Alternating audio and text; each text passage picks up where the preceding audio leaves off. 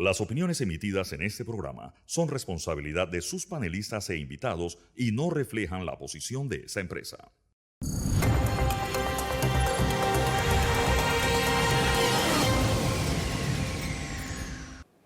Un tema que acaparó la semana noticiosa que acaba de pasar es la designación de dos nuevos procuradores, el general de la Nación y de la Administración. Ambos deberán ir a la Asamblea para su ratificación antes de tomar posesión efectiva de sus cargos a partir del 2 de enero del próximo año. La próxima semana, con el cumplimiento de los 100 primeros días del actual gobierno, se termina lo que a algunos politólogos les gusta llamar la luna de miel, tiempo que espera se concede antes de ponerle la lupa de la crítica a toda nueva gestión gubernamental. De estos dos temas tratará nuestro radar de esta semana.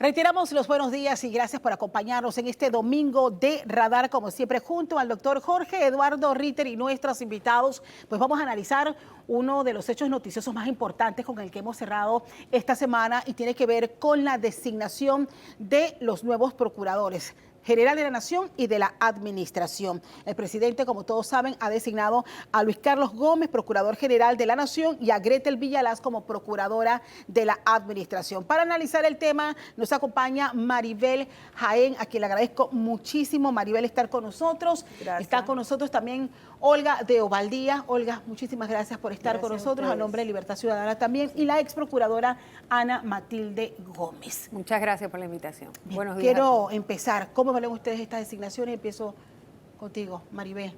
Bueno, mira, yo creo que todo el mundo esperaba que el señor presidente hubiera hecho la designación. Nosotros, la Comisión de Justicia y Paz, que veníamos de la experiencia del Pacto Estado por la Justicia, había una ruta que se había diseñado en donde ese pacto se creó en el 2005, estaba conformado por los tres órganos del Estado, está por académicos, la Defensoría del Pueblo y la sociedad civil, donde había una propuesta en que la ciudadanía podía jugar un papel importante, ¿no? con una lista que le pudiera de personas que pudiesen entregar al señor presidente, y el señor presidente, como dice bien la Constitución, la pudiera escoger, pero parte de un ejercicio de consenso entre la ciudadanía. Yo creo que eso era importante, lo que esperábamos.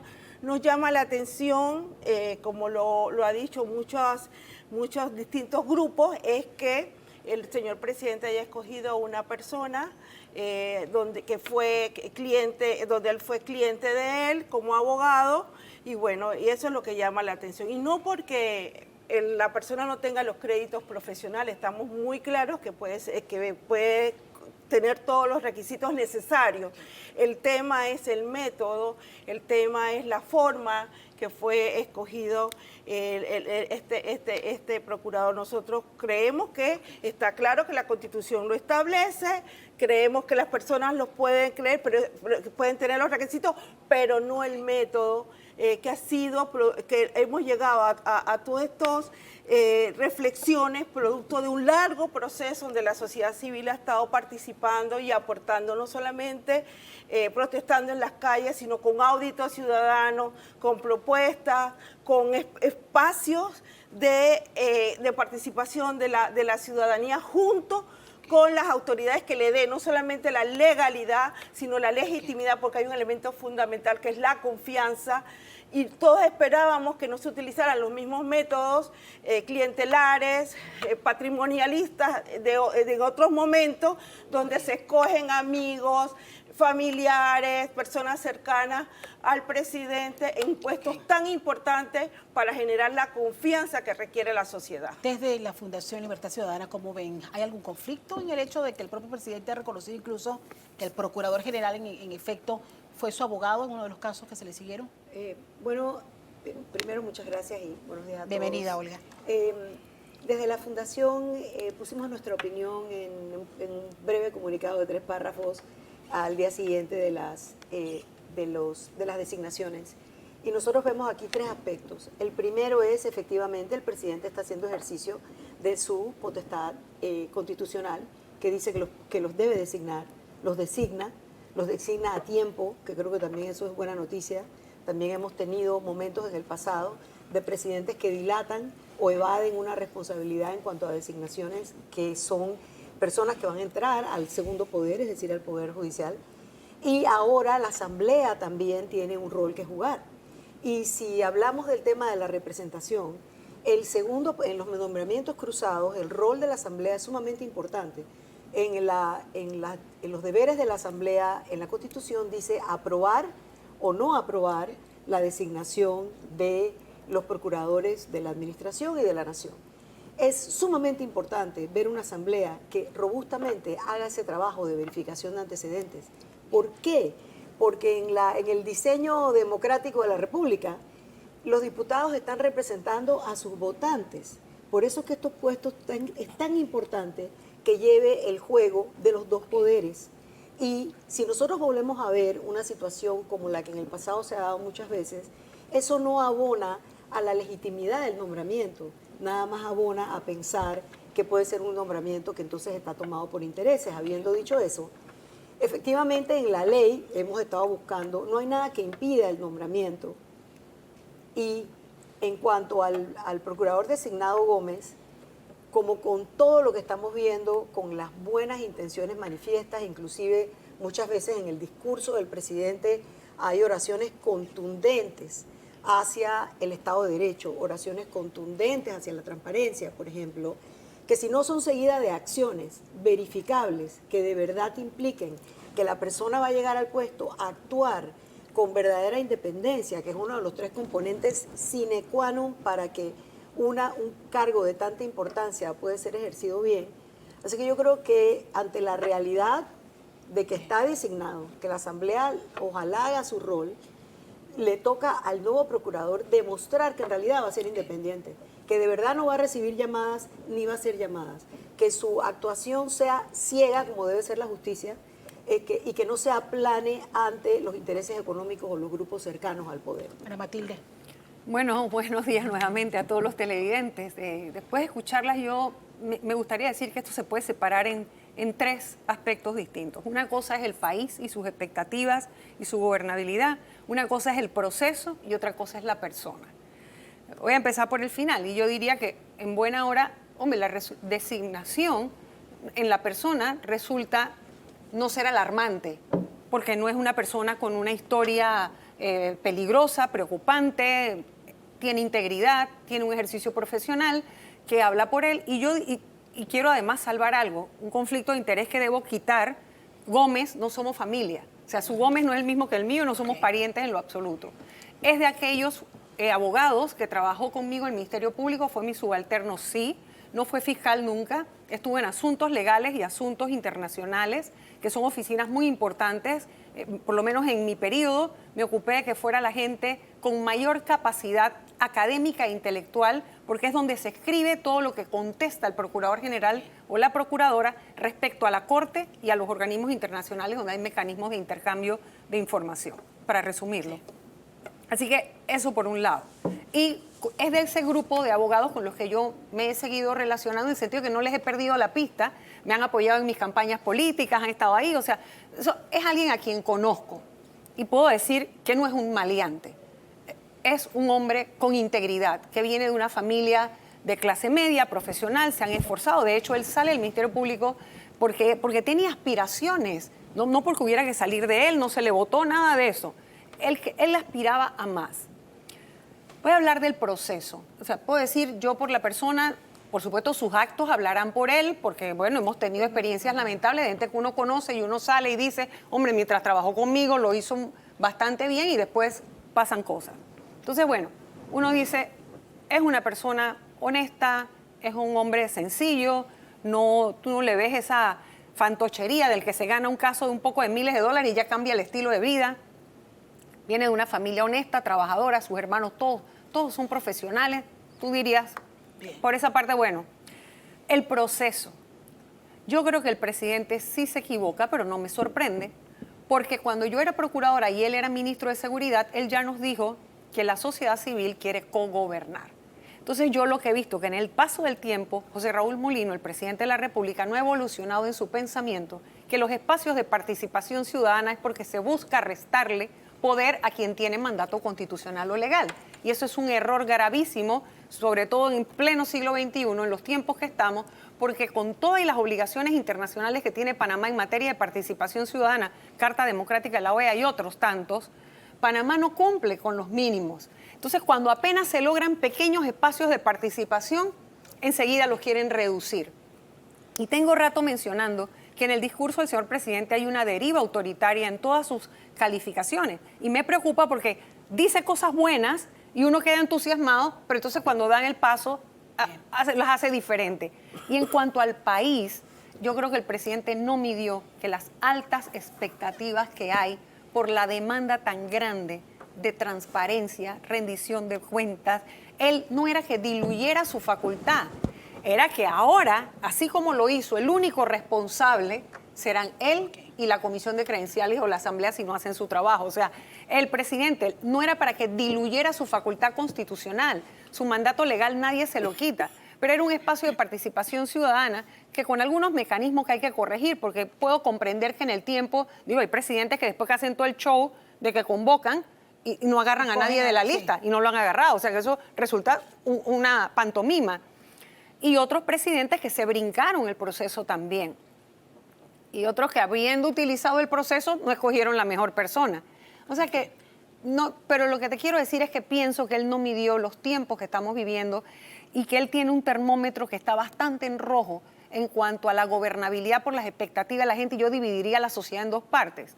El que tiene sus problemas sociales mínimos de agua, luz, educación, comida, tiene expectativas altas en materia de transparencia y etcétera.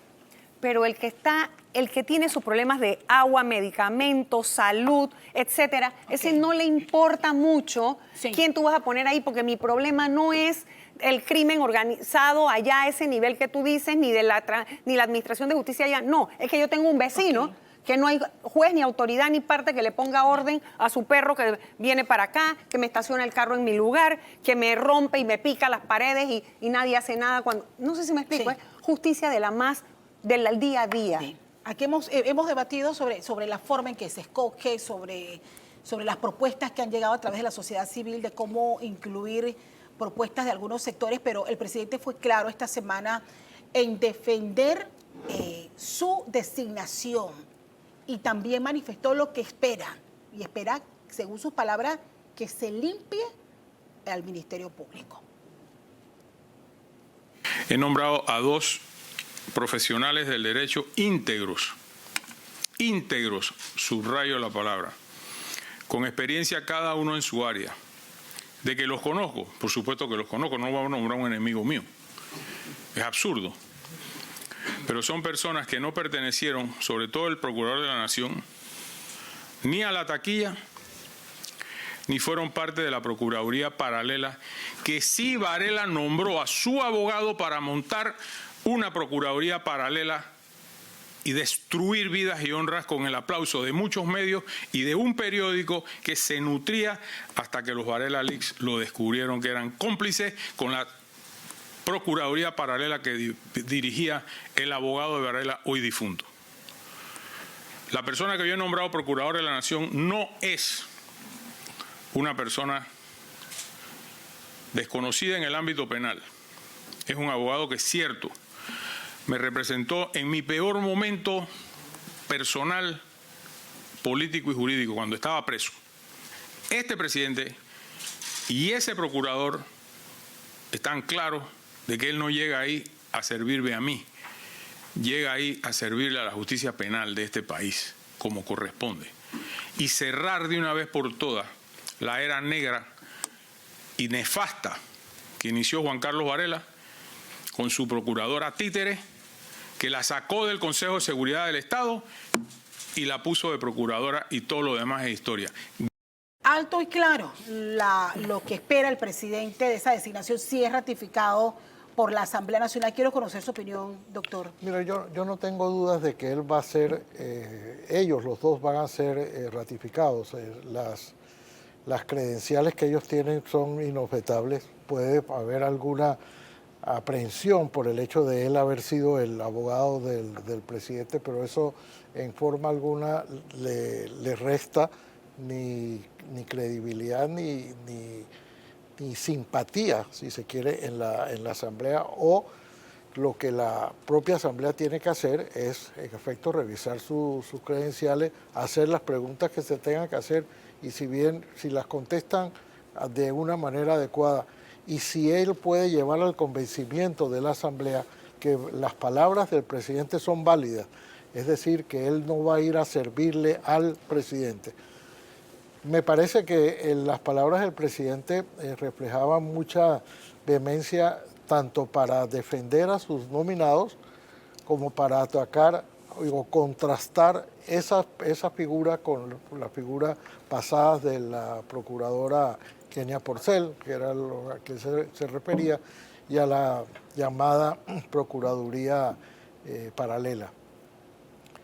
Esa forma de designar, que es muy propio, de expresarse, que es muy propia del presidente Mulino, pues uno puede tener opiniones a favor o en contra de esa manera. Hay quienes ven con simpatía, sobre todo por contraste con el presidente anterior, que se dé ese tipo de manifestaciones que puede sonarle para algunos algo demasiado fuerte o con sesgo autoritario.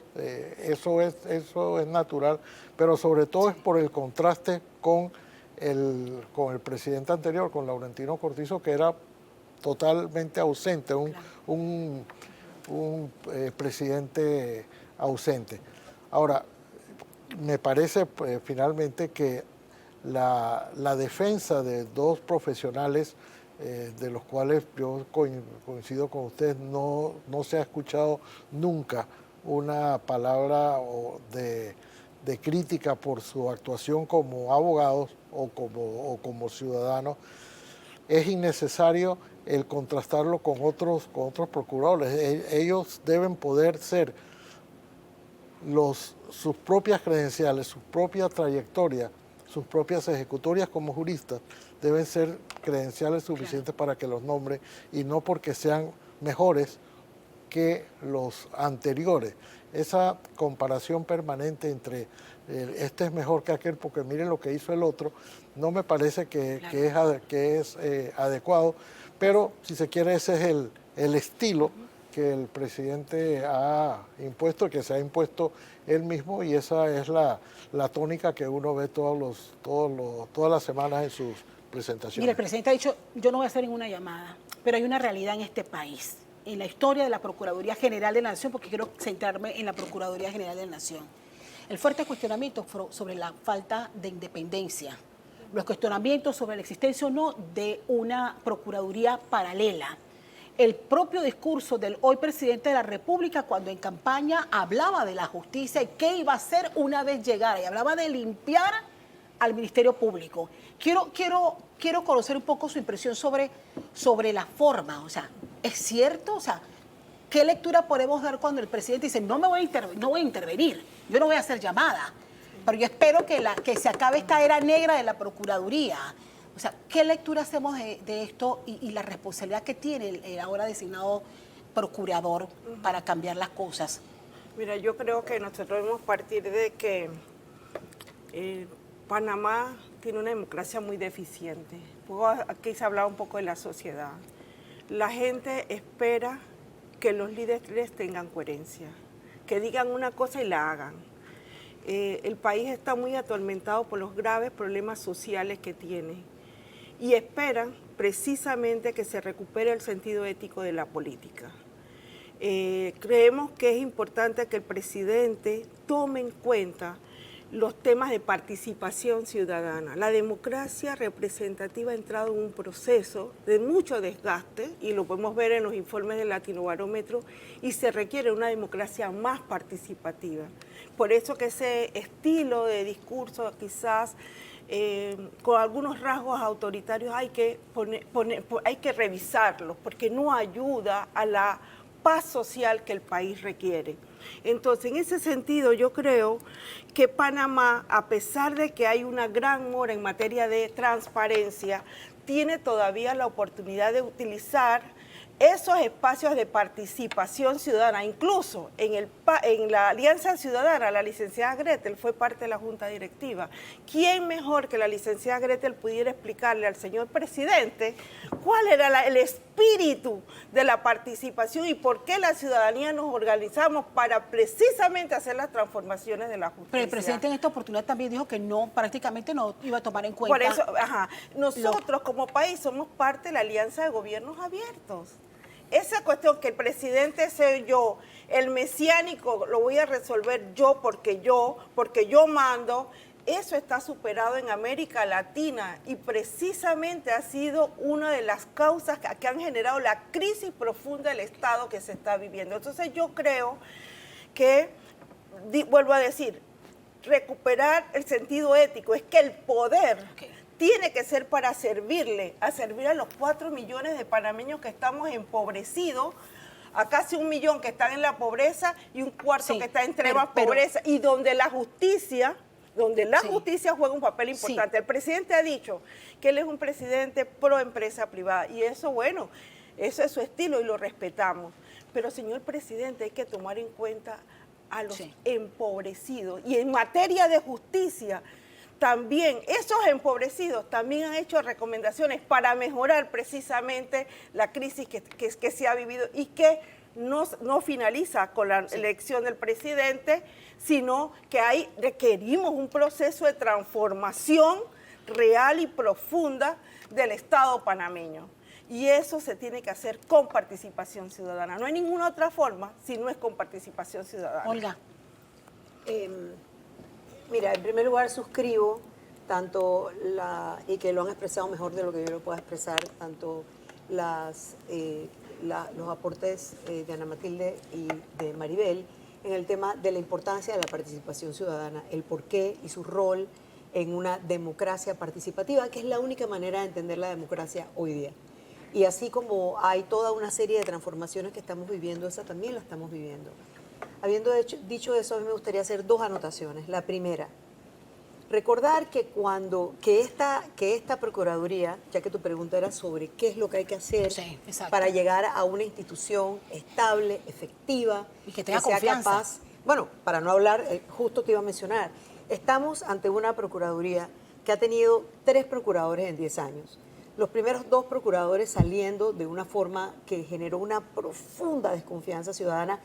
Y también quiero anotar que cuando se seleccionó y se aprobó a la procuradora Porcel, hubo una clara molestia en la sociedad civil, grupos como los nuestros, que somos parte de esa asociación Paraguas, que es la Alianza Ciudadana Pro Justicia, levantamos la voz diciendo, viene de los intrincados espacios del poder. En ese momento que la nombran a ella, se criticaba duramente que viniera del Consejo de Seguridad, que viniera de una relación donde no se entendía claramente si esta persona iba a poder traer la independencia que se quería. Bueno, posteriormente, si algo quedó claro con los Varela Leaks, era que todo lo que se sospechaba con respecto a que no se mantuvo esa pared, sano muro que debe haber entre un poder y el otro. Y en el caso de la Procuraduría, el trabajo que tiene por delante el procurador designado, que como dice Jorge, yo también pienso que va a pasar su aprobación. Nuevamente animo a que sea una aprobación que realmente traiga legitimidad, porque si ya se brincaron la parte de la consulta ciudadana, los diputados representan a la ciudadanía en este espacio. Hay una Procuraduría que requiere una institucionalidad que no tiene. Cuando el presidente usa la palabra limpiar, ahí yo sí objetaría la palabra, porque lo que hay que hacer es institucionalizar. Es una institución que le está haciendo falta una serie de cumplimientos a nivel internacional en cuanto a la carrera interna de los propios operadores de justicia que están allí. Y este énfasis, Jorge, en el estudio de las personalidades, si es fulano, si es sutano, mira, eso es un síntoma de la falta de institucionalidad que tenemos en el país, porque todo el mundo entiende que la institución es tan débil, que está tan supeditada a la personalidad del que manda, que entonces estamos poniendo todos los huevos en la canasta de que la persona sea. En otros lugares, con administración de justicia quizás un poco más institucionalizada, si llega un jefe que tiene alguna mala práctica, la institución es capaz de resistirlo. Acá no. Entonces yo creo que sí, todos queremos una administración de justicia en sus 3 roles, el rol de investigación, el rol de procesamiento, el rol de resolución, que de verdad le brinda a la población. Y yo entiendo, Ana, estamos viendo las necesidades básicas. Y yo sé que cuando tú hablas con una persona de necesidades básicas, hablar de justicia es tan lejano, pero la realidad es que la falta de justicia nos impacta en todo. Y por último, el perdón, para nosotros ha sido una noticia estupenda. Estamos felices de ver a una persona como Gretel Villalaz de Allen en ese puesto. Primero, que ella misma haya aceptado ese servicio al país, que es un potro muy grande.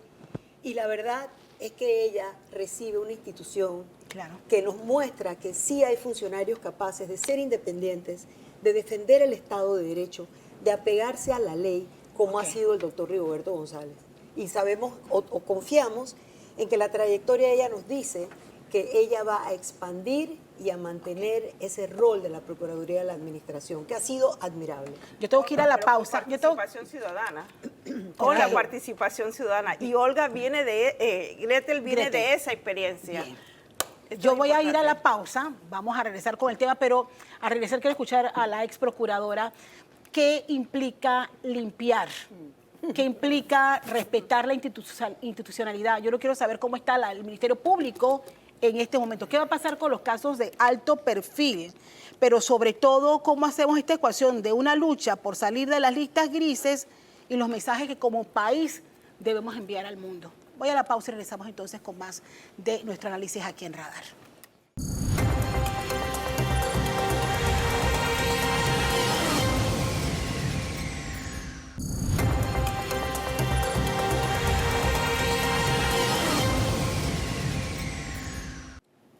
Estamos de regreso, gracias por seguir con nosotros aquí en Radar y junto a nuestras invitadas seguimos analizando y también teniendo las reacciones de estas designaciones que ha anunciado el presidente de la República esta semana. Nos fuimos a la pausa, pero señalando de analizar qué significa limpiar, qué pasa en el Ministerio Público con todo ese capital humano, sobre todo aquellos fiscales que han llevado los denominados casos de alto perfil. Bueno, yo diría que ese es el primer gran reto que va a tener Luis Gómez, y es no prestar atención a esa petición del presidente, porque si le presta atención bastará con que compre cloro, escobas y se pongan a limpiar y habrá limpiado y habrá cumplido con el presidente.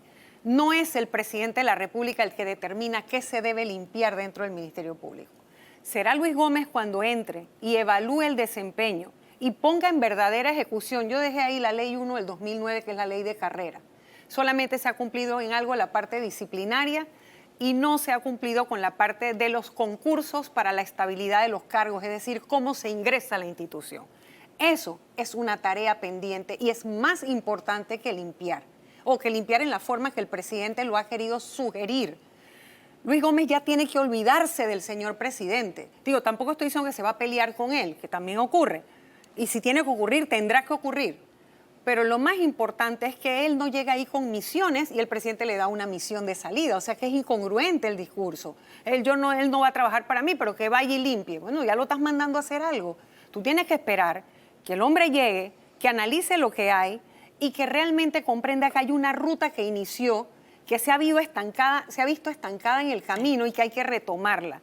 Y esa ley de carrera dentro del Ministerio Público es fundamental para lograr la independencia, porque no solo se necesita de independencia del procurador o procuradora hacia el Poder Ejecutivo y ante el chantaje del Legislativo. Se necesita también que los fiscales sean independientes respecto al procurador y a la procuradora, en el sentido de que no hay ningún fiscal que pueda volver a decir que tuvo que, por ejemplo, devolver un informe de la Contraloría porque a la Procuradora no le gustaba lo que la Contraloría había determinado, cosas como esa, o que haya una indagatoria o haya un informe o haya una declaración que se tome en presencia de gente extraña al proceso. O sea, todas esas injerencias indebidas deben ser bloqueadas no solo por el Procurador, sino también por cada uno de los fiscales que necesitan paz para hacer su trabajo, necesitan libertad para saber que solo lo que la prueba y el expediente logra tener es lo que ellos podrán hacer en consecuencia.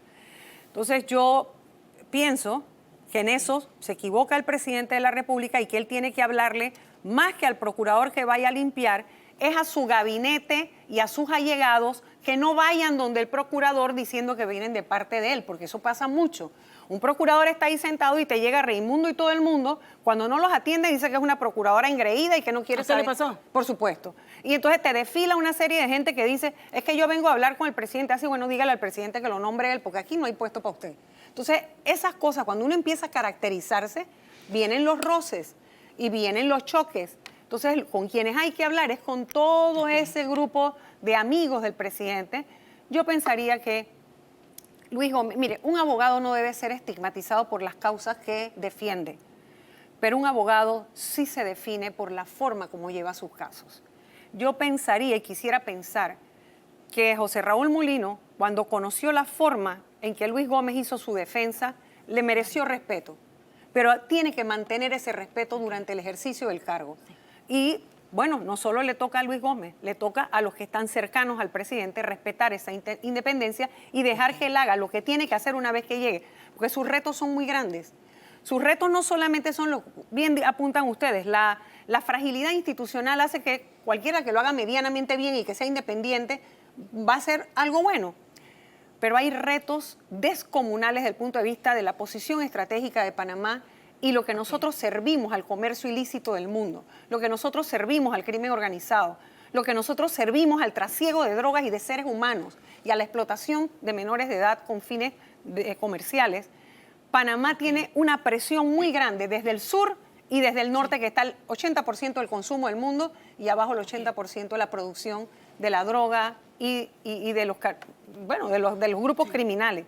Así que él tiene retos grandes y más vale que se enfoque desde allá para que resista la presión que le viene encima. Oiga, hay casos importantes todavía en el tintero y hay procesos que los fiscales anticorrupción no han culminado todavía y casos pendientes por fechas de juicio en el órgano judicial. O sea, viene todo este cambio en medio de esos pendientes también en materia de corrupción. Bueno, el cambio venía de todas maneras porque los 10 años se cumplían, Exacto. ¿verdad? Y lo que hemos visto ha sido en parte dilación, ineficacia. Yo creo que también hay que mencionar, porque es justo mencionarlo, que los 2 últimos años que el procurador Caraballo, interino Caraballo, ha habido un cambio, cierto cambio, y ha habido cierto progreso. Pero uno de los temas tan importantes como los que menciona Ana en relación a la parte de la estabilidad de los fiscales, que internacionalmente son las mejores prácticas que van acercando a ese operador de justicia a poder actuar como debe actuar, está la parte técnica. Yo creo que algunos de los peritajes que vimos en los altos casos de corrupción que se ha visto dejó mucho que desear. Dejó claro que esa sofisticación internacional que hay ahora a nivel digital, a todos los niveles cibernéticos, más inteligencia artificial, de la que se sirve el crimen organizado y los corruptos, necesitamos una procuraduría que esté al mismo nivel. Con los casos, obvio, todo el mundo está esperando que los tiempos de las audiencias se cumplan, que efectivamente somos un país que está rezagado, ni hablemos del caso de Brecht, porque realmente es una cosa impresionante, que somos el último país de los 12 que tuvieron el mismo esquema de crimen organizado, que todavía no ha logrado hacer su primer juicio. Bueno, es que hay 2 expresidentes allí esperando. Por supuesto.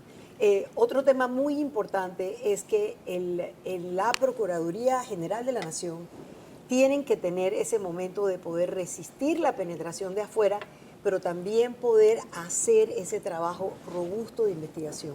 Los casos de alto perfil, si bien acaparan los titulares, es una cosa, pero estamos teniendo un país donde la judicialización del pequeño crimen es abismal, que no se da. La falta de acceso a la justicia en el país está comenzando desde algunos de los casos menores en los cuales el ciudadano ve que por ahí no va a ser la resolución del caso.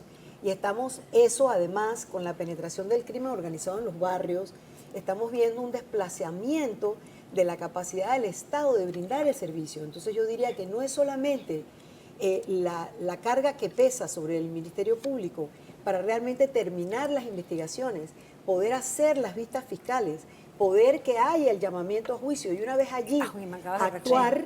Me acaba de recordar un reto importante. Viniendo del Ejecutivo, un reto importante va a ser la judicialización con respecto a la dignidad humana de todo lo policial. Claro. Porque ese es un vicio que siempre se comete cuando hay vínculos con o algún tipo de conexión con el Y Ejecutivo. no solamente lo judicial, los privados de libertad. El tema de las cárceles entra ahí también. Eso que casi por no se cierto, aborda. Es que la política prácticamente criminal no se debiera aborda. estar arriba del procurador. Exacto, la obviamente. política criminal además debe criminológica ser del de Estado. país y no la tenemos. Quiero aclarar además que en aquel acuerdo de fuerzas que generó la hoja de ruta que se llamó Pacto de Estado por la Justicia, que era el pacto, ese era el pacto, era la hoja de ruta. Ahí estaba la carrera de los fiscales. Yo creo que ahí podemos coger un punto de ejemplo de lo que está pasando en el órgano judicial, que sin ser perfecto empezó el proceso y tienen números para enseñar, concursos que han sido adjudicados, y eso va ayudando a La estabilidad. la estabilidad, a Que la da independencia de la independencia. justicia. Pero Pero yo un creo que hay elemento- dos caminos, no es solo los de alto perfil, es lo otro, lo que la población vive día a día. Mira, Maribel. yo coincido con lo que han dicho mis hermanas en sentido de los procesos, el respeto al Estado de Derecho, respeto a la Constitución, pero hay un elemento clave que pasa que es fundamental para la paz social, que es el respeto a los derechos humanos. ¿No? Que tú lo has dicho, el tema de los privados de libertad. Pero también aquí se ha estado dando situaciones de criminalización de la protesta social. Se está dando el tema de la criminalización hacia grupos, a movimientos sindicales, y esas cosas no ayudan en un tema de justicia, ¿no? Y eso es muy importante. Yo creo que el gran reto que tienen los nuevos procuradores, además de trabajar el tema de la corrupción, la impunidad, las carreras, los procedimientos, es el respeto a los derechos humanos, que a Panamá se le han dado a través de los informes alternativos, se han hecho muchas recomendaciones al Estado panameño y que tiene que dársele seguimiento en materia de justicia. Yo creo que además de todo el andamiaje jurídico, está el tema político y social, que no es que está aislado. Como dice el Papa Francisco, todo está interconectado y el presidente tiene que comprender que la política no solamente es el mercado, las inversiones, la tecnocracia, también, señor, es la vida y la calidad de la población. Y eso es justicia social. De esa justicia social nosotros tenemos que seguir trabajando. Y a mí me parece que este espacio es importante para ir profundizando y creando criterios para un pensamiento alternativo y no un pensamiento único que es el que nos quieren imponer. Yo creo que se requieren otras formas de pensar el país, otro modelo de país, otro modelo de justicia que parta de la gente primero y no parta de los grandes poderes económicos que muchas veces se escudan de las debilidades de la justicia para poder burlar precisamente los procesos que se desarrollan He escuchado en el país. en reiteradas ocasiones en esta mesa hablar del pacto por la justicia. Yo creo que al final como que la gente ve el tema muy aislado.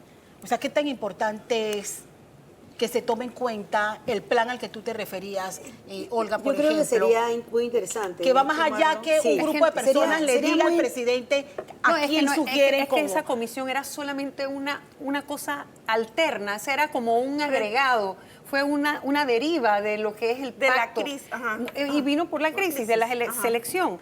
Pero es que el pacto es toda una hoja de ruta de la reforma integral del sistema de administración de justicia, que va desde la justicia comunitaria de paz hasta la elección de magistrados en la Corte Suprema de Justicia. Es todo. Es todo ¿Y lo qué que ha pasado tiene en el que camino? Que es, bueno, que mucho si tú- pendiente que si tú todavía. si tú tomas, ahí había más de 20 Recomendaciones y acciones acciones. recomendaciones, y habría que hacer un arqueo. Yo hice uno hace como 5 años, no lo he vuelto a hacer, y había cosas muy específicas que algunas habían sido cumplidas, otras no. Creo que la hoja de ruta sigue válida, o lo que toca hacer es hacer una nueva hoja de ruta para entender esa política global, porque nuevamente la debilidad institucional trae no solamente estar fijándonos en personalidades y no en principios, que también es una cosa importantísima, y algo más que está imbuido en toda la hoja del pacto, es que la Administración de Justicia está para servir a la ciudadanía, no está para ser un brazo más del poder, para ahorcar a la ciudadanía o para extorsionar otros poderes. En ese sentido, y haciendo eco del tema de los derechos humanos, una cosa que nos hace falta también es la visión de parte de los poderes del Estado, de ese espacio cívico en el cual todos estamos en el rejuego de la democracia. Pero ahí sí, Ahí está ahí sí la no, liber- bueno, la la libertad. visión va a depender de quienes estén al frente de los organismos. Los organismos son cascarones. Los organismos cobran vida cuando nombran a la gente, cuando designan a la gente o cuando eligen a las personas. De acuerdo, pero hay principios como la libertad de expresión, la libertad de prensa, que dentro de las libertades fundamentales es esencial porque sirve para defender todas las otras, que me parece que nos hace falta educación en los administradores de justicia para entender el rol de estas estas garantías cuando se enfrentan con intereses personales. El espectro del manejo de la justicia en Panamá y todos los retos que tenemos por delante es bastante amplio y mencionaban, o sea, toda la estructura que hay, incluyendo a un sistema penitenciario y a un comité que respete los derechos de las personas, a los que esperan por un proceso, pero también hay un tema que lo hemos olvidado al calor del inicio de estos primeros días de gobierno, y es la narcopolítica. No, Porque de hecho, acá no lo hemos olvidado. pero del discurso ha desaparecido. Sí. Entonces, de hecho, Bueno. coincidimos con un presidente que lo dijo en su momento Cuando Como era ministro de como Seguridad. cuando ministro. Exacto. pero no hemos vuelto a hablar más. Bueno, Es pero que yo, sobre creo el que, tema. pero yo creo que no se ha olvidado, porque parte de los resultados que usted ha visto, por ejemplo, con el tema del caso Pineda, que es hijo de un diputado, es porque el engranaje se empieza a mover en una línea que despejó barreras, ¿no? De alguna manera. Entonces falta en la Corte Suprema la otra parte de la actuación.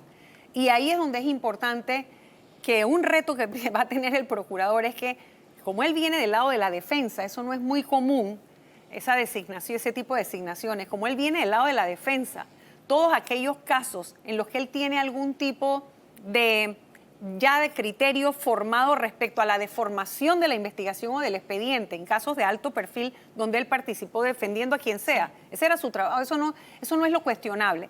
El reto es ahora, cómo entender, tener la ética y la inteligencia para separar su conocimiento de los casos como defensor, para entender esos casos como pilares del combate a la impunidad. Porque tocan cuello blanco, o sea, porque tocan delitos a eso me con refiero, alto perfil. a eso me refiero. Mira, yo quisiera acotar aquí una cosa. Cuando hablamos de narcopolítica, pareciera que estamos hablando únicamente de la parte del crimen organizado que maneja narcotráfico y que está tratando o ha logrado penetrar a políticos que han corrido a puestos y ganado a través del dinero con el que corrieron. Esa es una visión muy sesgada de lo que en realidad está sucediendo. El crimen organizado a nivel internacional y ahora a nivel local tiene una agenda concertada de penetrar toda la administración estatal. Están tratando de penetrar desde el policía de a pie hasta los cargos más altos, que es lo que en transparencia definimos como gran corrupción. Entonces, eso se está dando y es uno de los grandes retos que tiene cuando hablamos de los retos de la Procuraduría General de la Nación. Y nosotros desde la Fundación hicimos una investigación que ya tiene 4 años, pero sigue siendo válida, acerca de los mecanismos de integridad, de control, dentro de las tres instituciones que son proveedores de la Administración de Justicia.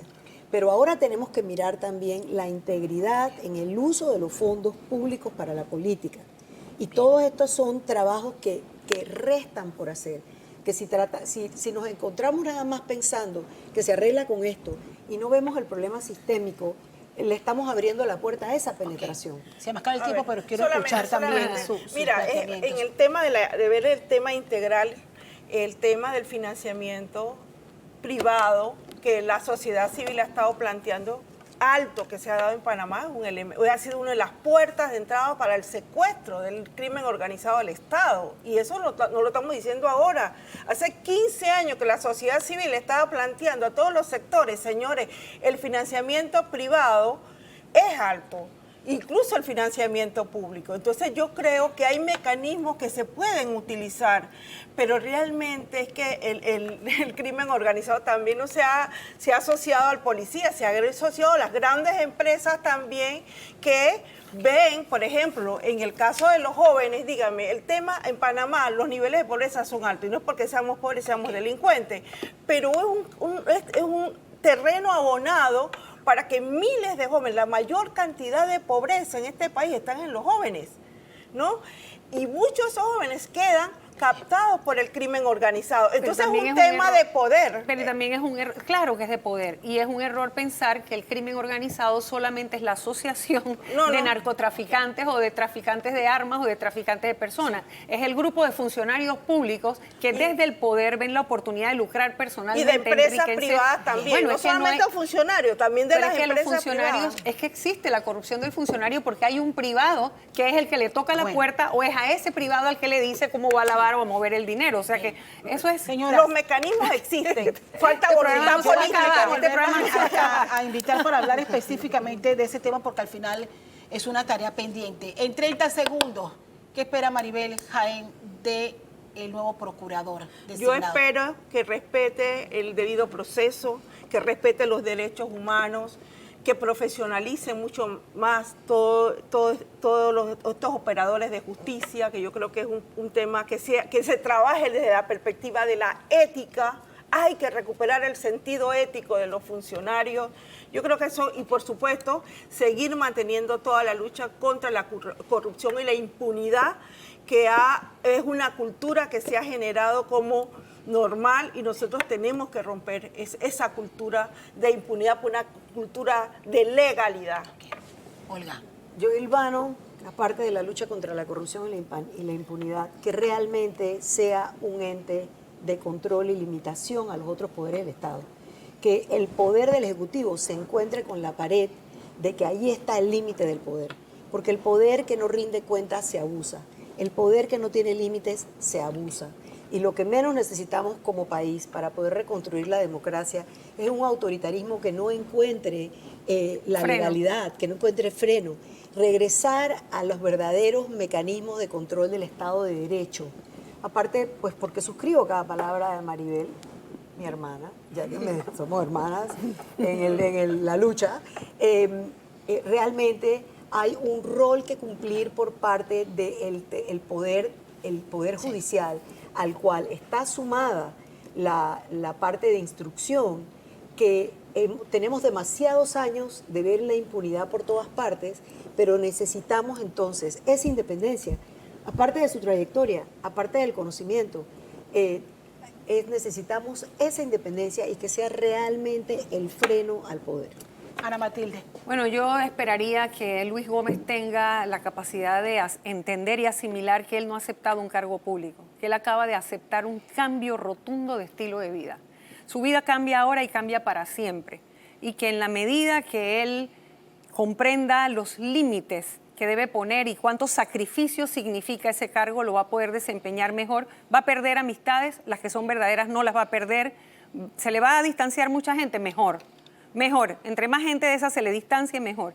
Y que ojalá su práctica profesional, su ejercicio de la defensa, no sesgue las reformas que nos vaya a proponer para que se hagan las reformas necesarias al sistema, sí, sin retroceder en el sistema penal acusatorio. Me quedo con ese mensaje y le agradezco muchísimo. Hemos tenido, doctor Ritter, un panel de lujo en un Absolutamente. tema que amerita otro radar, sin duda. Habrá que esperar esa ratificación y que llegue el nuevo procurador y ver los cambios que se deban aplicar. Vamos a la pausa, pero al regresar, precisamente esta semana se cumplen los primeros 100 días de gobierno del presidente Mulino. En breve van a estar con nosotros representantes de varios partidos políticos para hacer ese análisis y evaluación. Siga con nosotros.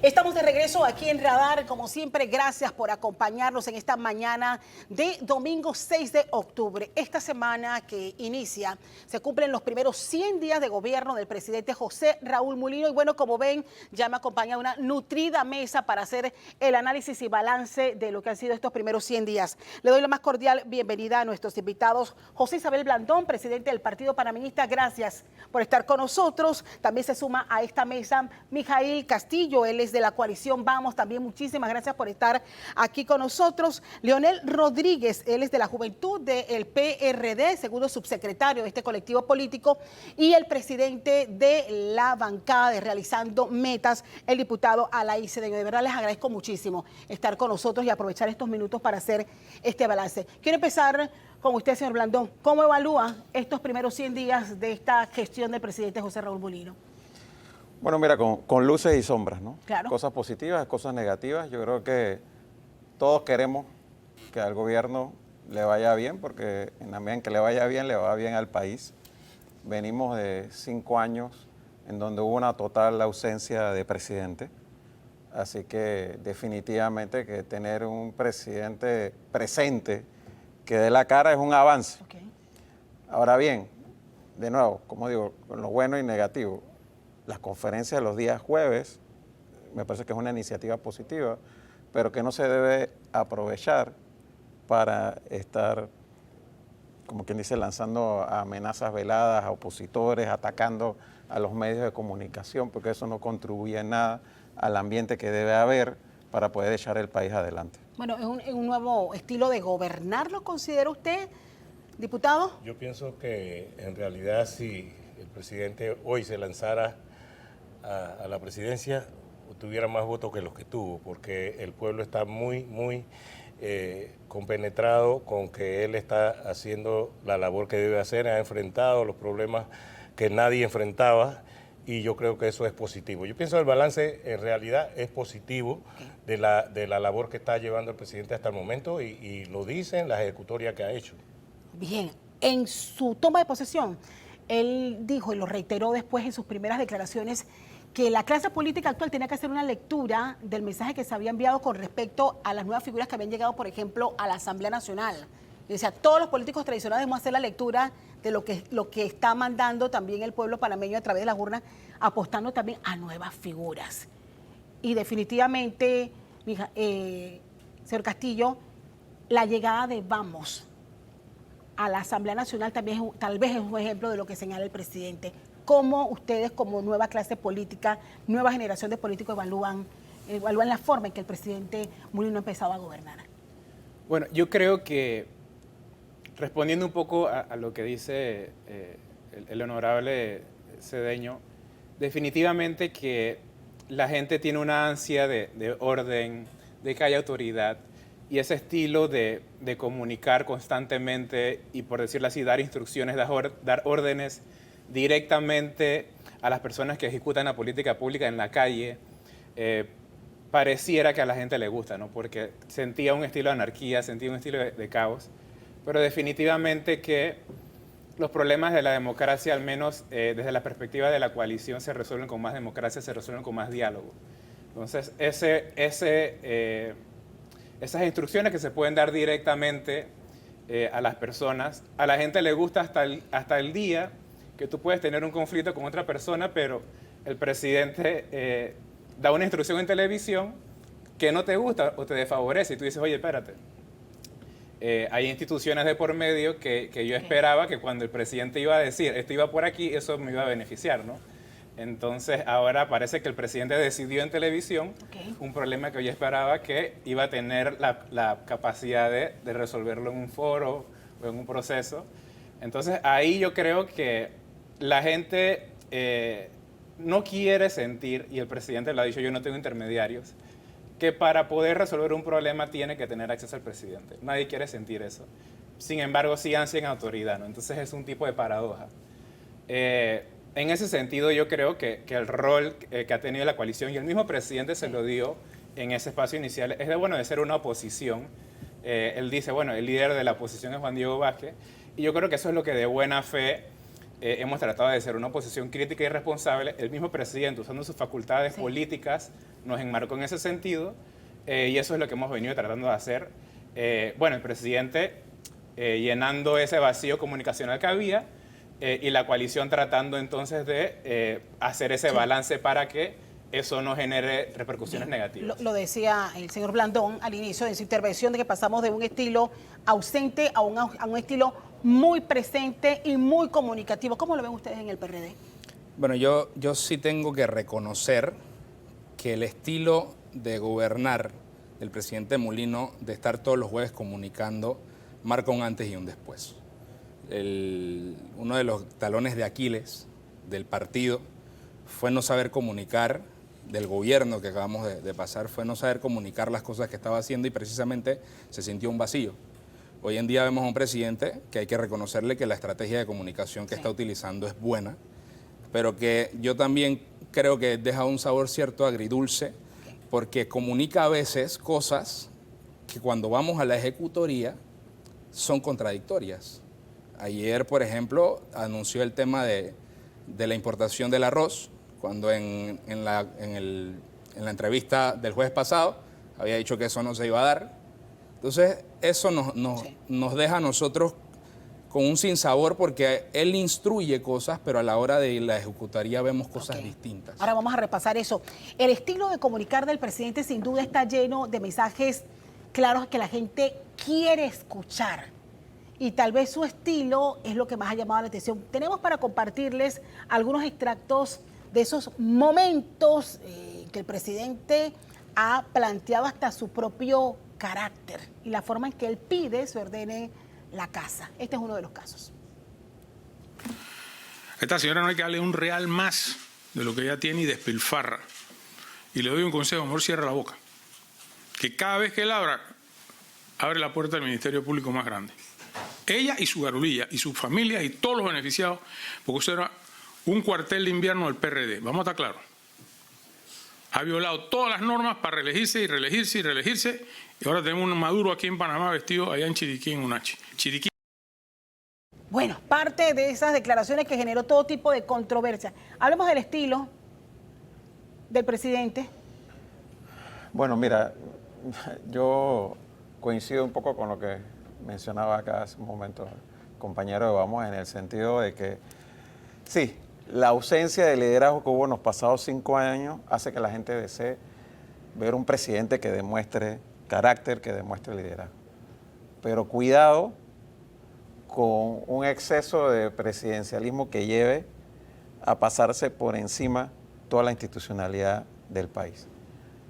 Hay que tener mucho cuidado cuando el presidente habla en esas entrevistas, porque digo, es el principal mandatario del país. Entonces, cuando tú dices, por ejemplo, que esa señora tenga cuidado con lo que está diciendo, porque eso es material para el Ministerio Público. Pero luego el escándalo de la UNACHI. designa como Procurador General de la Nación al que era el abogado personal de él. Entonces, y ojo, que yo no vengo aquí a defender a Telvina Monagas, ¿eh? Yo creo que ella tiene que rendir cuenta en la justicia de todo lo malo que haya hecho, y definitivamente hay muchas cosas que cuestionar al manejo de la UNACHI. Sin embargo, eso es una cosa, y otra cosa es que el presidente de la República diga, en la manera en la que ha dicho él, eso es material del Ministerio Público, porque eso no es materia de él. ¿Me explico? Entonces, como por ejemplo, refiriéndose al tema de las concesionarias de energía eléctrica, dijo que la directora de la SEP le había ido a presentar un expediente y ella le había dicho múltalos. Él dijo públicamente algo que no le correspondía a él. Si ahí había que multar, ella no tenía que ir a preguntarle a él si multaba o no multaba. Y él dijo públicamente que ya le iba a preguntar qué hago con esto. ¿Los multo o no los multo? Entonces, de nuevo, yo creo que hay muchas cosas positivas que ha hecho el presidente. Yo creo que es positivo que vaya todos los jueves. Yo creo que es positivo que haya presencia, que demuestre carácter frente a la ausencia que hubo. Pero mucho cuidado con esos arranques autoritarios, porque esto apenas está empezando. Todavía es discurso, todavía no hay ejecutoria, la gente todavía está esperando el chen-chen que prometieron en campaña. Todavía aquí estamos viendo qué es lo que va a pasar con el seguro, porque yo aplaudo como partido panameñista que haya esa voluntad política de enfrentar el problema de la Caja del Seguro Social, pero yo todavía quiero ver qué es lo que está proponiendo el gobierno y si todo este proceso de consulta es real o simplemente nos van a presentar lo que ya se había dicho en un principio que iba a presentar el gobierno y esto simplemente fue una formalidad. ¿Usted coincide, señor Mijail? Algo corto en ese sentido, que se pudiera decir que no hay una congruencia, ¿no? Se hace este llamado, digamos, a la rendición de cuentas de la señora Telvina, pero lo que pasa en la Asamblea es que cuando se hace el esfuerzo, que esto pasó esta semana, para que la señora vaya a una rendición de cuentas, algo que debía pasar con unanimidad, resulta que se cae el llamado en la Asamblea porque por temas de forma en la Asamblea, entonces no prospera esa convocatoria de la rectora de la UNACHI, ¿no? Ese es un tema que pareciera que si hay una voluntad política de que pasa, no debió haber ningún tipo de obstrucción. Y sobre el segundo tema, del tema del Chen, bueno, ahí hay un tema muy interesante, ¿no? O sea, nosotros entendemos el fenómeno político de que hubo mucho capital político del señor Martinelli y del discurso de la remembranza de lo que fue el gobierno de 2009 para lograr, digamos, este éxito político que hubo en el 2024 y el tema del Chen. Pero bueno, el nombramiento del señor Chapman y ese discurso de austeridad, de responsabilidad fiscal, de balancear el presupuesto, ha sido muy fuerte y ha sido la tónica a nivel de todo el país, de ministerios, de gobiernos locales. La noticia que vemos todos los días es que hay números rojos, claro que sí, es que hay despidos. Entonces, digamos que la gente no solamente está viviendo el tema de una comunicación constante, sino que la gente también está viviendo un momento donde se está teniendo que ajustar el cinturón en sus casas, ¿no? Bien, de lo dicho a lo hecho al mucho trecho, dice un dicho, diputado. Sí, bueno, mira, yo sigo diciendo que el balance es positivo, perfecto, solo Dios. Indudablemente que cualquiera que estemos aquí en esta tribuna va a decir algunas cosas que realmente a alguna persona no le gustan, pero nosotros hemos visto el balance general y el presidente ha enfrentado y ha hecho lo que el pueblo panameño le ha pedido. En el tema de las instituciones estamos claros y él está claro que él es la parte ejecutiva y en la Asamblea hay una institución Pero aparte. ¿por qué pareciera que hay un mensaje como que no se respalda? Él acaba de poner un ejemplo del caso de la UNACHI. Sí, sí. Por ejemplo, donde la bancada del partido del presidente pero bueno, prácticamente... yo lo que quiero decir en ese aspecto es que el presidente está clarito de la división de los poderes. Porque por lo menos en la Asamblea él ha entendido que la Asamblea es un poder aparte, igual el órgano Pero no es un objetivo judicial. en común en atacar la corrupción para... Bueno, mire, el tema de la para Asamblea... el partido como tal. Es que la Asamblea ha hecho su trabajo. O sea, la Asamblea tampoco puede hacer nada que la ley no le permita, que la Constitución no le permita. Y de hecho se hizo lo que se tenía que hacer. Lo que se había planteado en la Asamblea inicialmente no lo podíamos hacer. Reñía contra el artículo 161 de la Constitución. Así que eso se corrigió. Los que presentaron en el momento, por lo menos, la citación, lo aceptaron y hicimos la evaluación. Hubieron algunas personas, pero la mayoría aprobó la citación por el método que realmente la ley lo permite. Y en la Asamblea, y eso es lo que el presidente trató de dejar ver, es que nosotros no vamos a padrinar ningún tipo de ilegalidades y vamos a sintonizarnos con la población, con lo que quiere que se haga.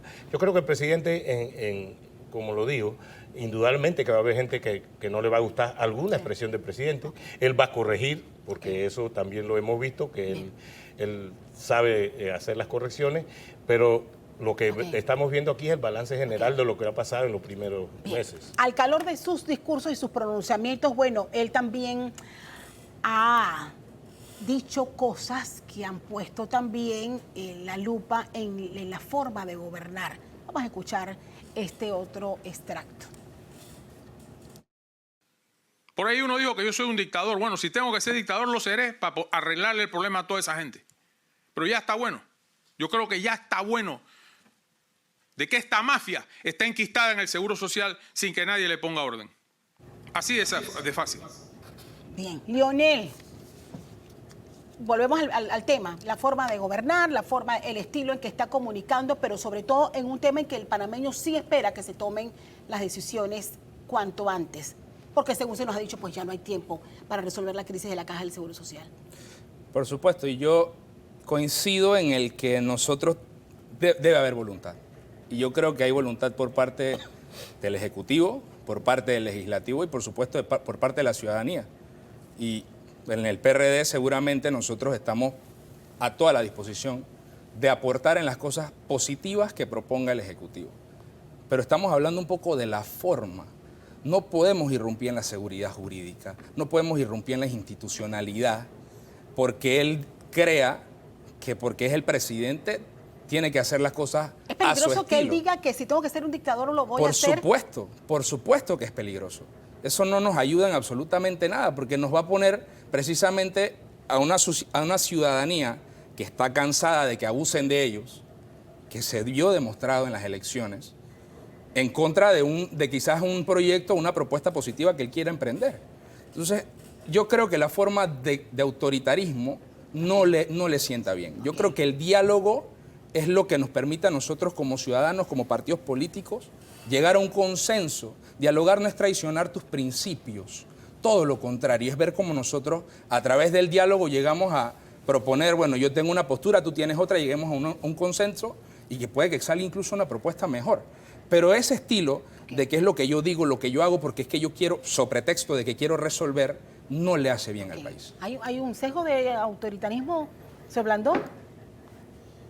Y ojo, y quiero hacer una salvedad, las últimas mediciones que hay sobre democracia nos indica que a los pueblos no les está interesando la forma, incluso rayando en el autoritarismo. A la gente lo que espera es que se resuelvan las cosas, así que eso incluso lo interpretan como algo peligroso en nuestra democracia, que a la gente no le importa el estilo que utiliza un mandatario siempre y cuando resuelva los problemas. Sí, definitivamente. Y en Panamá, en las mediciones que se han hecho en ese sentido, en los últimos 20 años, por decirlo así, la confianza en la democracia ha ido bajando y la gente cada vez más señala que está de acuerdo con un gobernante que sea autoritario pero le resuelva sus problemas, ¿no?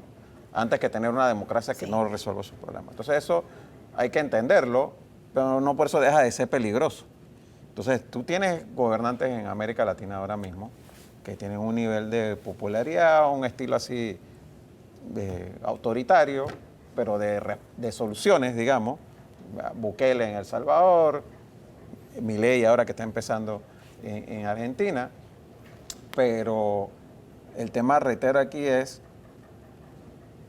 no es solamente un tema de discurso, es un tema o sea, a partir de ahora, de realidades. A partir de ahora y desde el lunes... Tú te puedes ir de rofeadera en rofeadera y decir aquí, golpear la mesa y decir, señores de ENSA y señores de la concesionaria de energía eléctrica, ustedes están actuando mal, cáiganle encima, múltenlo. Pero si la luz se sigue yendo dentro de unos meses, o sea, si el servicio sigue siendo malo, entonces yo lo que voy a pensar es que nada más estás haciendo bravuconadas, pero no está actuando. Entonces el llamado al presidente, menos discurso y más acción, porque lo que sí puedo sentir como un panameño, que lo que quiere es que al país le vaya bien, que lo que quiere es que el país se genere empleo, que haya crecimiento económico, es que todavía estamos viendo un gobierno que está lento y entendemos el tema de lo que heredaron y todo lo que dices, pero si tú por un lado señalas que hay que hacer ahorro y contención del gasto, pero por otro lado el presupuesto de la Asamblea sigue siendo exactamente el mismo, entonces aquí no está habiendo coherencia en lo que estás señalando. ¿Qué cosas puntuales tiene que demostrar el presidente ya cumplidos estos 100 días? Mira, yo creo que el presidente, a nivel de demostrar 100 días, es muy poco para el tamaño de los problemas. Y tengo que ser justo, ¿no? Porque muchos de los temas de urgencia han sido heredados, ¿no? Como se han dicho, ¿no? El tema de la mina, que de alguna manera ha postergado porque ha establecido que el seguro tiene un nivel de urgencia. Y era un tema que los dos últimos gobiernos tomaron medidas paliativas. Yo pienso que ha tenido que demostrar carácter y lo ha demostrado. Por ejemplo, una pelea que él escogió, que yo le pudiera aplaudir porque refleja, digamos, su carácter, era el tema de Venezuela. Era un tema que él voluntariamente decidió hacer un enganche con ese tema por su pasado civilista, por su pasado de ser un luchador pro democracia. Entonces ese es un tema que él dice, hey, yo como mandatario tengo esta plataforma, voy a usarla para proteger un tema que me parece regionalmente relevante y me parece que también tiene una coyuntura que tiene que ver con Panamá por el tema de la frontera. Y lo ha hecho tanto dentro del país como en espacios internacionales. Por ejemplo, ha demostrado carácter usando sus facultades constitucionales en los nombramientos de los procuradores y en otros nombramientos. Porque, bueno, se venía un estilo de, como él dice, diluir estableciendo procedimientos de escogencia. Y yo pienso que, bueno, él dice, oye, el procedimiento es yo selecciono y mando a la Asamblea. Ahora mismo hay tantos, como quien dice, peleas, actores que pueden ser algunos de buena fe, de mala fe. oye, yo voy a usar mi facultad constitucional para elegir y que el debate político se dé en la Asamblea. Entonces, eso yo lo puedo respetar y me parece inclusive que los dos últimos, que los nombramientos que ha hecho no le tenemos mayor cuestionamiento, más allá del debate político que se ha dado en la Asamblea. Inclusive los dos últimos nombramientos a procurador me parece que hasta han sido excelentes profesionales. Lo que tendría que decir es que en adelante esas palabritas como dictador o como por ejemplo el momento del tema de los chiquillos, o sea, si se ahorra, pueden mandar el mismo mensaje de decir, oye, si van a participar en este tema porque tienen una cuota de participación en el balance de poder, sean actores de buena fe.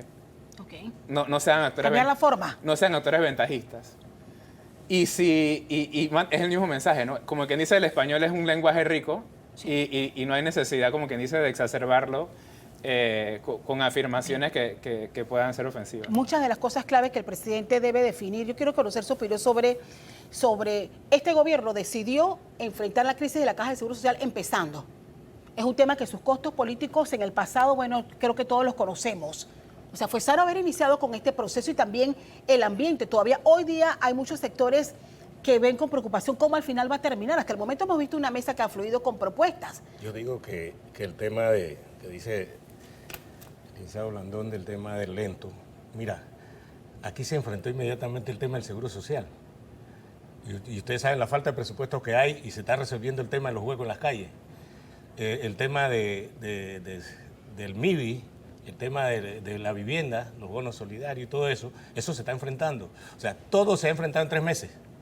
Entonces, y a pesar de que ustedes vieron cómo manejaron el presupuesto, que de repente no hay dinero casi en todas las instituciones, se ha hecho un trabajo, en la Asamblea también se ha hecho un trabajo productivo, vamos a la par de lo que hace el Ejecutivo, con las sanciones de las leyes y también la formación de las comisiones, también la rectificación de funcionarios. En 3 meses se ha hecho un trabajo que si va más rápido, por eso coincidimos con lo que dice el señor de Vamos, de que en realidad el balance, como lo vuelvo a repetir, es positivo y vamos al nivel de lo que espera el pueblo panameño. O sea, tenemos que ver más adelante para ver los resultados, ya con un propio presupuesto, con algo bien evaluado y todos sabemos todos los problemas que dejó el gobierno anterior, que nos han llenado los medios de noticias. Entonces, yo sí siento que el presidente ha hecho su labor. Como le digo, en esto uno va avanzando, todo el tiempo no te salen las cosas como uno quiere, uno tiene que hacer las correcciones y en eso es lo que van a ver tanto al Ejecutivo como en la Asamblea. O sea que sí ha habido avances. Ha habido avances y avances significativos que por eso tenemos la población en la situación que la tenemos, que están viendo que hay trabajo y que todo el mundo está tranquilo. Pero eso se está notando en la población. Sí, señor Sí, Blandón. no, mira, todavía lo escucho de mucha gente en el interior de la República. Hay consejos provinciales que no están... O sea, todo lo que es la coordinación de los directores provinciales no están nombrados todavía en gran parte del interior de la República. Hay gente que todavía no ha ido a ratificación de la Asamblea y en parte por las peleas internas que hay en el gobierno, de que ponen a uno y el otro no quiere, y entonces comienza, y ya han bajado gente por esas peleas internas. Entonces, ¿qué pasa? Todavía no se definen políticas en muchas provincias porque no están los directores nombrados. A eso es lo que me refiero con la lentitud. Entonces, cuando tú vas a ir a ver... Te lo hablo como abogado. Cuando tú vas a ir a ver algunos trámites en algunos lugares, todavía no está la gente nombrada, todavía está gente nueva que está viendo qué es lo que es. Entendible al principio de gobierno, pero frente a la situación que se está viviendo en el país, fíjate tú el tema del presupuesto general del Estado. Que todavía no lo han presentado a la Asamblea. Debe presentar esta semana. Y ya se está hablando, pero esto tiempo. usualmente se presentaba en septiembre. Todavía no lo han presentado. Ya están hablando que el presupuesto, porque no va a dar octubre para discutir el presupuesto, hay que hacer vistas presupuestarias, hay que hacer una serie de cosas. Ya están hablando que el presupuesto va a sesiones extraordinarias. Entonces va la Caja del Seguro Social y el presupuesto en sesiones extraordinarias. Noviembre y diciembre. Noviembre y diciembre del año pasado fue de ingrata recordación para todo el sector privado del país. Entonces tú vas a meter al país en noviembre y diciembre a la discusión de la Caja del Seguro Social con la posibilidad de gente saliendo en las calles a afectar nuevamente la economía del país, a afectar nuevamente al sector privado. Pero si no no está se habiendo una enfrenta buena... ahora, ¿cuándo se va a Yo estoy de enfrentar? acuerdo que hay que enfrentarlo, pero te lo reitero. Las cosas hay que hacerlas, como dicen, ¿cómo es? Vísteme despacio que voy deprisa. Ok. Entonces, en ese sentido, con el tema de la Caja del Seguro Social, hay que tener mucho cuidado y la recomendación que le hacemos al presidente es, primero, que de verdad se escuche lo que se está planteando. Okay. Y segundo, que no se quiera discutir esto en noviembre, porque se dijo que iba a ser en noviembre, si no hay el ambiente para discutirlo en noviembre. Habría que esperar qué va a pasar con la elaboración de ese documento final. Se me ha acabado el tiempo para este bloque, pero sí quiero escuchar sus conclusiones de lo que ustedes como partido esperan a partir de este momento. Nosotros tenemos una posición de oposición constructiva. Yo creo que todos los partidos políticos y todas las figuras que aportamos dentro de la sociedad debemos tener ese norte. Frente a la Caja del Seguro Social es un problema que ha sido postergado. En la pasada administración se trató de hacer un paliativo definiendo un contrato con montos de lo que se iba a recibir de la mina para darle pues, ese oxígeno. Se declaró inconstitucional y bueno, no se pudo. La última reforma que se hizo fue en un gobierno PRD en el 2006 para precisamente cuando también estaba en cuidados intensivos darle oxígeno para que los siguientes gobiernos también hicieran pues su parte. No se dio y ya no se puede postergar. La decisión que debe tomar el Ejecutivo debe ser en consenso, con la mayoría de las poblaciones, de los gremios, del sector trabajador, del sector empresarial. Por supuesto, el gobierno tiene que poner su parte, pero debe ser en consenso, debe ser a través del diálogo. Y yo creo precisamente que nosotros estamos todos a disposición. Ya se han hecho avances. Por ahí de manera irrespetuosa salió el funcionario encargado de decir que hubo un mamotreto de ley cuando se hizo una ley de medicamentos que fue consultada con los gremios de médicos, que fue consultada con el gremio farmacéutico. Hubo una mesa de 2 años en el Ministerio de la Presidencia que llevó a que tengamos una nueva ley de medicamentos y un procedimiento de adquisición de medicamentos precisamente para evitar la falta de medicamentos que tenemos. Y yo creo que nosotros, sobre todo los jóvenes, tenemos un problema, además del tema de la jubilación, un problema igual de grande, que es que nosotros, cuidado, y ni siquiera llegamos a jubilarnos porque cuando queremos ir a un tratamiento en la Caja del Seguro Social, no tengo la medicina, no tengo el tratamiento puntual que necesito y me muero porque no voy a llegar a jubilarme. Entonces, es una problemática que todos tenemos que aportar. Sus conclusiones, diputado. Bueno, yo pienso que se tiene que escuchar a todos los grupos, a todas las ideas, y esa es la idea por lo menos en la Asamblea de Diputados estamos escuchando a todo el mundo, y hoy veo también el Ejecutivo escuchando. Al final tenemos que obtener un producto. En esta vez no nos podemos ir y tirar la pelota más adelante. Así que el gobierno está gobernando con su estilo, y hemos visto que estilos anteriores nos han fracasado en este tema. Entonces, lo que queremos es la ayuda de todos los sectores para que podamos sacar algo, porque no le podemos decir a las futuras generaciones, oye, no vas a tener jubilación. Yo creo que eso es lo más importante. Mijail.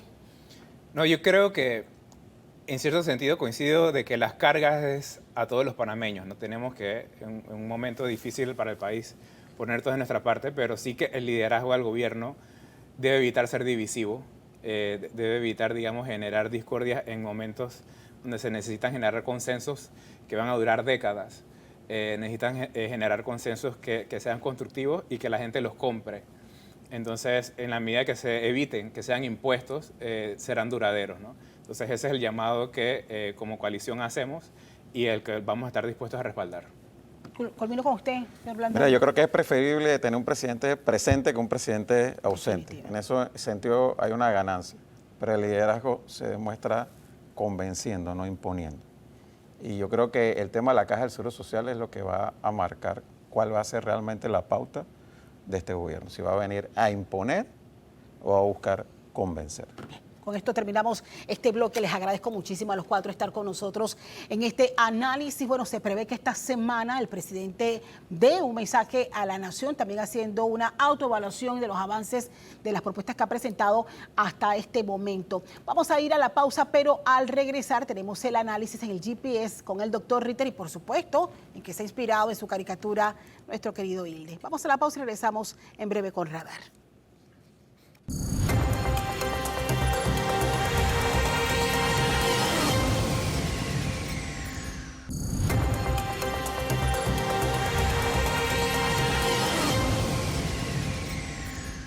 Estamos estamos de regreso en Radar y bueno, sin duda hemos tenido dos paneles con temas sumamente importantes, pero hay acontecimientos, sobre todo históricos, que vamos a analizar a continuación en el Radar con el doctor Jorge Eduardo Ritter. En ocasiones, la dinámica de los acontecimientos en una nación hace que pasemos por alto o no le otorguemos la debida importancia a ciertos hechos pasados que contribuyeron a determinar, a forjar el país como lo conocemos hoy. El martes pasado se cumplieron 45 años de la entrada en vigencia de los tratados Torrijos-Carter, que habían sido firmados 2 años antes. No eran tratados como otros tantos. El 1 de octubre de 1979 se inició el desmantelamiento definitivo de la zona del canal y se inició el llamado periodo de transición que culminaría con la transferencia del canal y el fin de la presencia militar extranjera el 31 de diciembre de 1999. Desmantelar una formidable y gigantesca estructura militar y preparar a esta pequeña nación para administrar esa arteria vital para el comercio mundial, como es el canal, constituyeron tareas trascendentales que se cumplieron con éxito en los años finales del siglo XX. De eso no hay duda alguna. Sin embargo, me interesa destacar otra lista de esa fecha histórica.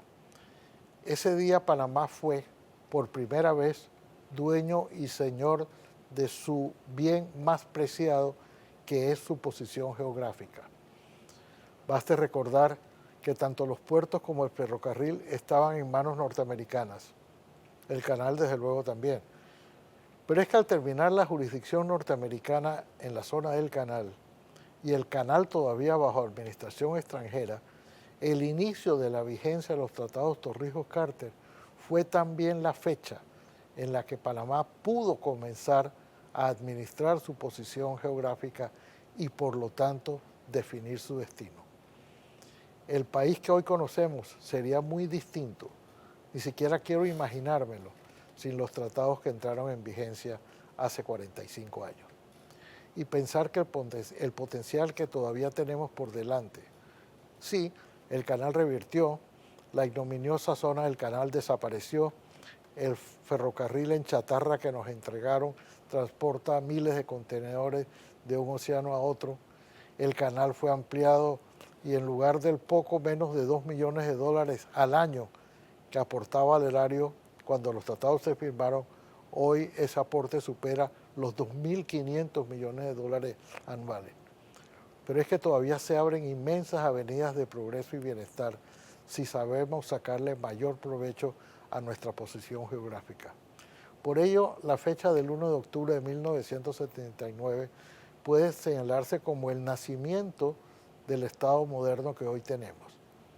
Y como nota al margen, este año, en esa misma fecha, cumplió 100 años Jimmy Carter, el presidente de Estados Unidos que decidió hacerle justicia a Panamá, firmando con Omar Torrijos los tratados que hicieron posible nuestra integración territorial, que hicieron posible que desapareciera la zona del canal, que hicieron posible la evolución del canal y que nosotros pudiéramos ampliarlo y también sí que Panamá pudiera aprovechar plenamente su posición geográfica, propósito en el cual estamos apenas comenzando.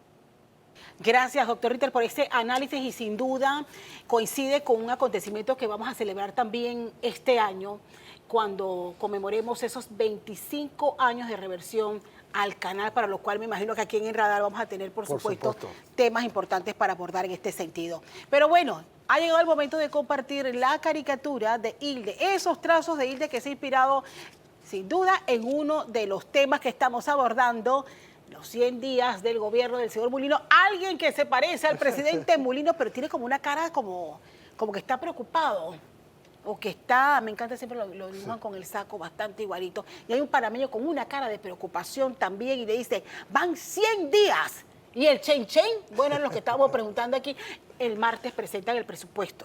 Así que bueno, ahí vamos a darnos cuenta cuán recortado esté ese presupuesto y si hay capacidad de maniobra para que la gente al menos vea algún tipo de inversión que le genere empleo y consiga el esperado chen. Sabes, Castalia, que esa aspiración o ese casi reclamo que hace Hilde de los 100 días pertenece a un plazo muy artificial que se inventó. ¿Quién se inventó? En la historia hay dos 100 días célebres. Uno que ciertamente no tiene nada que ver con esto, los 100 días que duró el imperio de Napoleón cuando escapó de su exilio y hasta su derrota final en Waterloo. Pero los 100 días que se refiere en la política gubernamental es desde 1933 el presidente Franklin Delano Roosevelt prometió y en cierta forma cumplió que en 100 días venían de la Gran Depresión del año 30 y llegaron a los 100 días. Desde entonces, muchos países, ni siquiera es solo patrimonio de Panamá, ponen en sus agendas 100 días para hacer una evaluación. De hecho, en las campañas políticas los propios candidatos dicen en los primeros 100 días voy a hacer esto. A mí me parece que es un término arbitrario, que es muy corto para poder evaluar qué ha hecho y qué no ha hecho un presidente. Puede servir sí para conocer el talante del presidente, su propósito, su manera de comportarse, y en ese sentido sí creo que ya tenemos un claro perfil de la manera de gobernar del presidente, pero me parece que los 100 días, a pesar de que tuvimos un panel aquí de operadores políticos para explicar o para definir ellos qué ha sido el resultado en estos 100 días, tanto del presidente como de la Asamblea, porque son 100 días para los dos, pero en mi opinión esos 100 días es un término arbitrario y que es muy poco, tanto para uno como para el otro, y sobre todo por la magnitud de los problemas que tenemos por delante. Me quedo con ese análisis y quiero aprovechar precisamente que con motivo de estos primeros 100 días, nuestro contenido exclusivo esta semana será precisamente este tema, así que están muy cordialmente invitados. Llegamos a la parte final de Radar, como siempre, gracias por acompañarnos y que pase un excelente domingo.